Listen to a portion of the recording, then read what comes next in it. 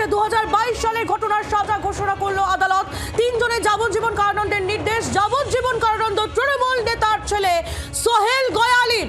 আমরা কথা বলবো এই নিয়ে বিশ্বজিৎ মিত্রর সঙ্গে, আমাদের প্রতিনিধি আমাদের সঙ্গেই রয়েছেন। বিশ্বজিৎ, যাবজ্জীবন কারাদণ্ড হলো তৃণমূল নেতার ছেলে সোহেল গয়ালির। তার বাবার হয়েছে 5 বছর। তিনি ইতিমধ্যেই 3 বছর জেল খেটেছেন, অর্থাৎ আর 2 বছর তিনি জেলে থাকবেন।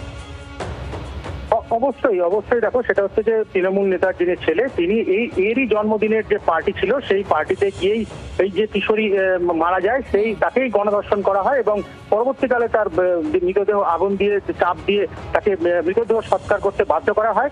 এবং তার যে রায় এবং বাকি যাদের যে সমস্ত পরিবার যাদের যে সমস্ত সাজাপ্রাপ্ত হয়েছে তারা এই যে রানাঘাটের যে রায়, সেই রায় তারা খুশি নয়। পরবর্তীকালে তারা আরো উচ্চতর আদালতে যাবেন। অর্থাৎ পরিবারের তরফ থেকে, নাবালিকার পরিবারের তরফ থেকে বলা হয়েছে তারা উচ্চ আদালতে আবেদন করবে। যে সমস্ত নাবালক যারা এখনো পর্যন্ত শাস্তিপ্রাপ্ত হয়েছে, যারা সাজা পেয়েছে, যারা সাজা পেয়েছে তাদের পরিবারের তরফ থেকে অভিযোগ জানানো হচ্ছে যে তারা উচ্চতর আদালতে যাবেন। বিশ্বজিৎ, নির্যাতিতা নাবালিকা তার বাবা মা তারা 3 বছর অপেক্ষা করেছেন যে তাদের মেয়ের বিচার হবে। আজকে এই সাজা যখন ঘোষণা হলো, তাদের কোনো প্রতিক্রিয়া?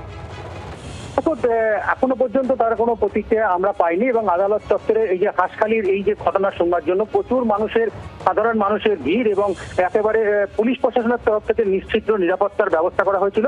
কিন্তু এখনো যে নির্যাতিতার যে পরিবার, যারা তাদের তরফ থেকে এখনো পর্যন্ত তাদের প্রতিক্রিয়া আমরা পাইনি। তবে যেটা সূত্র মারফত যেটা জানতে পারছি যে এই যে রায়, যে যারা মূল অভিযুক্ত ছিল তাদের রায়ে কিছুটা হলেও তারা খুশি বলে এমনটাই জানা যাচ্ছে। নীলাঞ্জনা, সঙ্গে থাকো বিশ্বজিৎ, সঙ্গে থাকো। যে নৃশংস ঘটনা হেলি 2022-এ নদিয়ার এই হাঁসখালিতে, যে নৃশংস ঘটনা, বন্ধুর জন্মদিনের পার্টিতে নিমন্ত্রণ করে নিয়ে যাওয়া হয় এবং সেখানেই গণধর্ষণ, রক্তাক্ত অবস্থায় সেই নাবালিকাকে রাস্তায় ফেলে দেওয়া হয় এবং তারপর সেখানে অতিরিক্ত রক্তক্ষরণে তার মৃত্যু। তারপরে রীতিমতন চাপ দিয়ে সেই নাবালিকার দেহ সৎকার করা হলো, কোনো রকম ডেথ সার্টিফিকেট ছাড়া। এই অভিযোগ পর্যন্ত উঠেছিল এবং সেই ঘটনায় 3 বছর পর আমরা দেখলাম যে গতকাল 9 জনকে দোষী সাব্যস্ত করা হলো এবং আজকে তার সাজা ঘোষণা। কথা বলবো, রাজনৈতিক প্রতিক্রিয়া নিয়ে নেবো আমরা। বিজেপি নেতা রাহুল সিনহা এই মুহূর্তে রয়েছেন আমাদের সঙ্গে টেলিফোন লাইনে। রাহুল বাবু, 3 জনের যাবজ্জীবন কারাদণ্ডের নির্দেশ দেওয়া হয়েছে এই হাঁসখালি মামলায়, যার মধ্যে তৃণমূল নেতার ছেলে সোহেল গয়ালিও রয়েছে। কি বলবেন আপনি? দেখুন, এই হাঁসখালির ঘটনায় মুখ্যমন্ত্রী কিন্তু তদন্তকে ঘুরিয়ে দেওয়ার চেষ্টা করেছিলেন।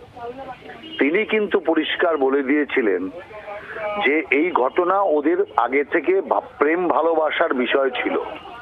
প্রেম ভালোবাসা থাকলে ধর্ষণ করে খুন করা যায়, এটাই মুখ্যমন্ত্রীর বক্তব্যের মূল সারমর্ম ছিল।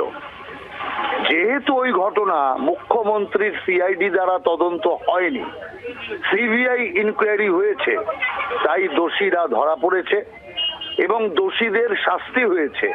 তৃণমূলের নেতার ছেলে সহ বাকিদের যাবজ্জীবন কারাদণ্ড হতে পেরেছে।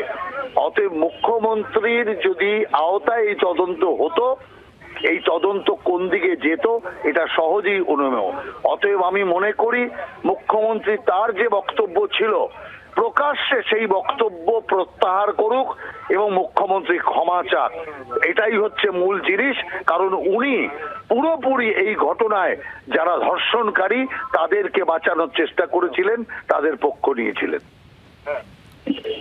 ধন্যবাদ রাহুল বাবু। রাহুল সিনহা বিজেপি নেতা ছিলেন আমাদের সঙ্গে টেলিফোন লাইনে। বিশ্বজিৎ, মনে থাকবে 2022-এ যখন এই নৃশংস ঘটনা ঘটেছিল, রাজনৈতিক ভাবেও রীতিমতন তোলপাড় পড়ে গিয়েছিল। মুখ্যমন্ত্রীর বক্তব্য, বিরোধীদের প্রতিবাদ, সেই ছবিও আমরা দেখেছিলাম। অবশ্যই দেখো, সেটা হচ্ছে যে ঘটনা একেবারে সত্যি কথা বলতে এসব হাড় হিম করা সেই ঘটনা। কিন্তু ঘটনার পরে আজকে প্রায় 3 বছর 8 মাস পরে 209 পাতার যে সিবিআই এর যে চার্জশিট, সেই চার্জশিটে গতকালকে তাদের যে 9 জনকে দোষী সাব্যস্ত করেছিল। আজকে যে 3 জন, তার মধ্যে তৃণমূল নেতার ছেলে সহ আরো তার 2 বন্ধু, তাদের 2 জনকে যাবজ্জীবন কারাদণ্ডে দণ্ডিত করতে পারায় কিছুটা হলেও স্বস্তির নিঃশ্বাস হাঁসখালি জুড়ে। নীলাঞ্জনা, সঙ্গে থাকো বিশ্বজিৎ, সঙ্গে থাকো। আজকে আহিলি অত্যন্ত গুরুত্বপূর্ণ 2টি ঘটনার আজকে নজর ছিল আদালতের দিকে, অবশ্যই তার মধ্যে এই নদিয়ার হাঁসখালি নাবালিকাকে গণধর্ষণ খুন, আজকে সাজা ঘোষণা হলো। একদম 3 বছর 2022-এর এই ঘটনা, নৃশংস এই ঘটনা, রাজ্য রাজনীতিতে তোলপাড় পড়ে যাওয়া এই ঘটনা, বিরোধীদের প্রতিবাদ বিক্ষোভ আমরা সেই সময় দেখেছিলাম। নির্যাতিতা নাবালিকার বাবা মা তারা অপেক্ষা করেছিলেন যে কবে তারা মেয়ের মৃত্যুর বিচার পাবেন। অবশেষে সাজা ঘোষণা হলো। তৃণমূল কংগ্রেসের প্রতিক্রিয়া নিয়ে নেব। তৃণমূল কংগ্রেস নেতা জয়প্রকাশ মজুমদার এই মুহূর্তে রয়েছেন আমাদের সঙ্গে টেলিফোনে। জয়প্রকাশ বাবু, হাঁসখালির ঘটনায় যাবজ্জীবন সাজা ঘোষণা হয়েছে তৃণমূল নেতার ছেলে সোহেল গয়ালির, এবং তৃণমূল নেতা তার 5 বছরের সাজা ঘোষণা। এই ঘটনায় বিজেপির তরফ থেকে দাবি করা হচ্ছে যে মুখ্যমন্ত্রী মমতা বন্দ্যোপাধ্যায় তিনি হাঁসখালির ঘটনা নিয়ে যে বক্তব্য রেখেছিলেন সেই বক্তব্য তাকে উইথড্র করে ক্ষমা চাইতে হবে। কি বলবেন আপনি?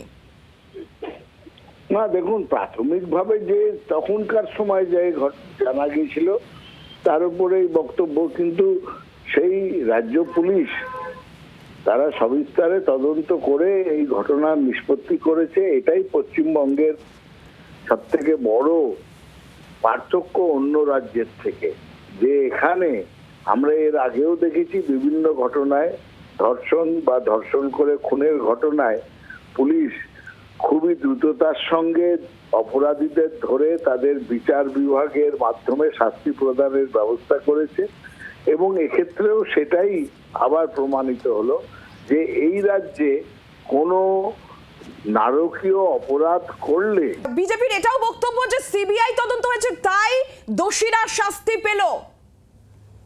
দেখুন, সিবিআই পরবর্তী ক্ষেত্রে তদন্ত ভার নেয়, কিন্তু এই ক্ষেত্রে এই রাজ্যে বারবার অন্য ক্ষেত্রে প্রমাণিত যে পুলিশ খুবই দ্রুততার সঙ্গে তদন্ত করে দোষীদের শাস্তির ব্যবস্থা করে, এবং এই ক্ষেত্রে শুধু শুধু কুৎসা করার, রাজ্যকে কুৎসা করার ঘটনা এটা সমীচীন নয়। আমি বরং বিজেপির নেতাদের বলবো যে উত্তরপ্রদেশ, রাজস্থান, মধ্যপ্রদেশে কি করে ধর্ষণ করে তারা শাস্তি না পেয়ে থাকে, বা বেল পেলে বিজেপির সব নেতারা গিয়ে গলায় মালা, কপালে ফুলচন্দন দিয়ে ধর্ষণকারীদের বরণ করে, সেই দিকে বরং নিজেরা নজর দিলে ভালো হয়। ধন্যবাদ আপনাকে। হাঁসখালিতে নাবালিকাকে গণধর্ষণ ও খুনে ঘটনা, সেই ঘটনার সাজা ঘোষণা 2022 সালে ঘটনার সাজা ঘোষণা করলো আদালত।